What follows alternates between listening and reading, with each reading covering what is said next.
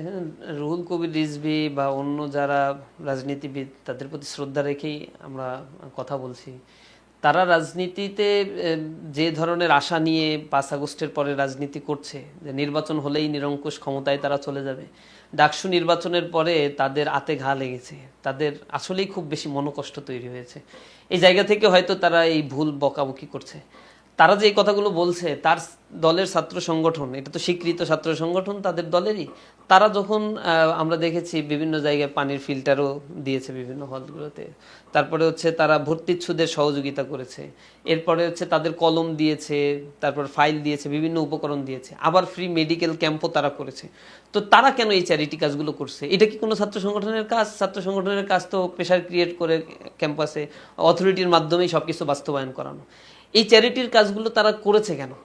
এই প্রশ্নটা তো আমার এখন তাদের কাছে, যদি তারাই বলে থাকে যে এইসব কাজ ছাত্র সংগঠনের না। ইসলামী ছাত্র শিবির যেই কাজগুলো করেছে সেগুলো তাদের নিজস্ব অর্থায়নে ফান্ডের মধ্য দিয়ে ছাত্র কল্যাণমুখী কাজ। আমাদের সমাজের ছাত্রদের যে অভাব, এই নিড পূরণ করার মতো যথেষ্ট পরিমাণে রিসোর্স ইউনিভার্সিটি বা শিক্ষা প্রতিষ্ঠানগুলোর নাই। এ কারণে সম্মিলিতভাবে সকলকেই কোনো না কোনো ফরম্যাটে এগিয়ে আসতে হয়। এই বাংলাদেশের সরকারের উচিত হচ্ছে প্রাইমারি থেকে হায়ার এডুকেশন পর্যন্ত সবার শিক্ষা কাঠামো দেয়া, শিক্ষার ফ্যাসিলিটিসগুলো তাদের অ্যাভেইল করা। তারা কি আসলে পারে? 6 লক্ষ স্টুডেন্ট এই বছর এসএসসিতে ফেল করেছে। তো এই 6 লক্ষ স্টুডেন্ট তো দেশের নাগরিক, তারাও তো ট্যাক্সের টাকা দেয়, তারাও তো সামহাও এই দেশের সমান সুযোগ সুবিধা লাভের অধিকারী। এই 6 লক্ষ স্টুডেন্টদের নিয়ে কে কাজ করে? এই সরকার কি কাজ করে? কিছুই করে না তারা। আমরা এই 6 লক্ষ স্টুডেন্টকে নিয়ে যদি কোনো কাজ করি, তখন যদি রুহুল কবির রিজভীরা যদি বলে যে এই কাজ কি তোমার, এটা গভর্নমেন্ট করবে, আসলে গভর্নমেন্টের করার কথা তারা করছে না। যখন করছে না তখন আমরা যদি করি, এগুলো অ্যাপ্রিসিয়েশন করা উচিত, তাদের গাত্রদাহ হওয়া উচিত না। যখন দেখছে যে তারা কাজের মাধ্যমে ইসলামী ছাত্র শিবিরের জনপ্রিয়তায় মানে পেরে উঠছে না, তাদের রাজনীতি তো হচ্ছে মানে ব্লেম দেয়ার রাজনীতি, মিথ্যাচারের রাজনীতি, দায় চাপানোর রাজনীতি। এই রাজনীতি তারা 1 বছর করছে এবং মানুষের কাছ থেকে প্রচুর পরিমাণে চাঁদা উঠাইছে, লুটতরাজ করছে। এইগুলো রুহুল কবির রিজভী সাহেব আর একটা কথা বলছেন যে 16টা ইউনিভার্সিটিতে নাকি জামাতপন্থী শিক্ষক আছে বা হচ্ছে বিসি আছে। তো 16টা ইউনিভার্সিটিতে জামাতপন্থী বিসি, একজন বিসিকেও সে দেখাইতে পারবে না জামাতের কোনো পোস্টের নেতা ছিল। তো 16টা ইউনিভার্সিটির বাইরেও তো এদেশে আরও 100-র অধিক ইউনিভার্সিটি রয়েছে। বাদ বাকি ইউনিভার্সিটির ভিসিগুলো কাদের? মন্ত্রণালয় সচিবালয়গুলো কাদের ইশারায় চলে? প্রত্যেকটা জায়গায় তাদের বিএমপির লোকগুলো তারা সেটেল দিয়ে রাখছে। এই জিনিসগুলো যখন দুই একটা জায়গায় তাদের মতো করে কাজ করতে পারে না, তখন তাদেরকে আবার ট্যাগিং করছে এটা হচ্ছে জামাতের লোক। এই জামাতের মানে তাদের মতো করে যখনই কাজ করতে পারে না, তখন এই ট্যাগিং, ফ্রেমিং, বুলিং, এগুলো তার পুরাতন ফ্যাসিবাদের কাছ থেকে শেখা ওই তালিমগুলো নিয়েই তারা চলে। ঢাকা বিশ্ববিদ্যালয়ে যে কাঠের খাটগুলো বিতরণ করা হচ্ছে, এগুলো বিশ্ববিদ্যালয় অথরিটি করছে এবং ডাকসুর মাধ্যমে নির্বাচিত প্রতিনিধিদের মাধ্যমেই সেগুলো ডিস্ট্রিবিউট করা হয়েছে বা বিতরণে তারা সহযোগিতা করেছে।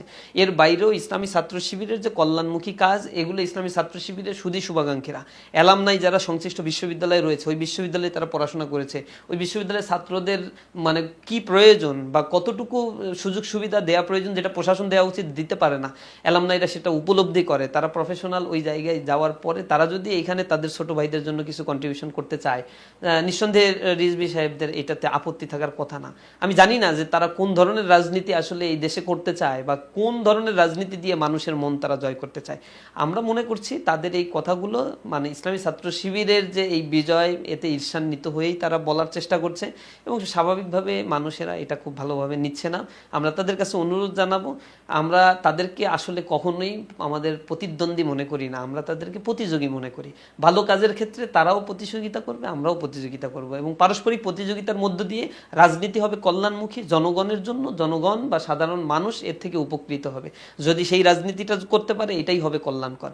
তাদের বা হচ্ছে এর আগে আওয়ামী রাজনীতিগুলো আমরা যেটা দেখেছি, কোনো রাজনীতিবিদের নেতাকর্মী এই দেশে লেখাপড়া করেন, নেতাকর্মী ছেলে মেয়ে লেখাপড়া করে না, একটু পেটে ব্যথা হলেই সিঙ্গাপুরে তাদের চিকিৎসার জন্য চলে যেতে হয়। তারা কি আসলে দেশকে ভালোবাসে?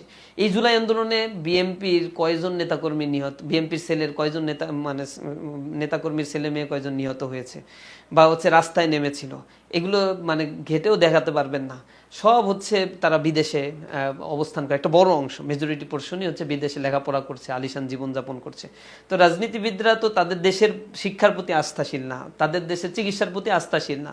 যখন তারা এই আস্থা হারিয়ে ফেলছে দিনের পর দিন নিজেদের দেশের প্রতি, তো লায়াবিলিটি তো দেশের প্রতি থাকে না। তারা রাজনীতি করে উদারপূর্তি করার জন্য এবং রাজনীতি করে কিছু পাওয়ার আশায় করে।